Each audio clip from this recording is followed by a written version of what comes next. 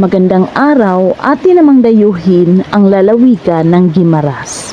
Ang Guimaras ay isang pulong lalawigan sa Pilipinas na matatagpuan sa rehiyon ng Kanlurang Visayas. Kilala ang lalawigan sa mga mangga na pangunahin nitong produkto na iniluluwas pa sa ibang bansa. Jordan ang kabisera ng lalawigan.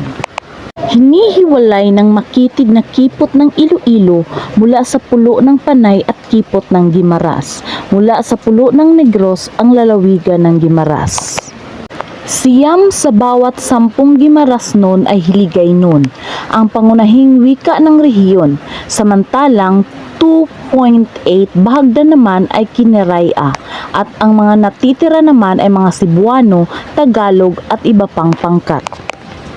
Sa malaking bahagi ng kasaysayan ng Guimaras, sakop ito ng karatig na lalawigan ng Iloilo. Naging regular na parokya ang Guimaras noong 1755 at di naglaon dumami ang mga naninirahan dito na naging daan upang ito'y maging isang ganap na bayan noong 1886 na may kabayanan sa Tilad, ngayon Buena Vista. Gaya ng iba pang lalawigan sa Pilipinas, napapaloob sa kodigo ng pamahalaang lokal ang sistema ng pamamahala sa lalawigan. Pinamumunuan ito ng gobernador na siyang punong tagapagpaganap, kalili ang isang vice-gobernador na tumatayong tagapangulo ng sangguniang panlalawigan na bumuboto lamang tuwing patas ang boto ng sangguniang panlalawigan.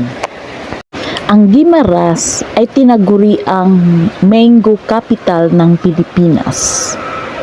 At kung hindi ka pa nakapag-subscribe sa ating channel, maaari bang may like, share at subscribe. Hanggang sa muli, maraming salamat po.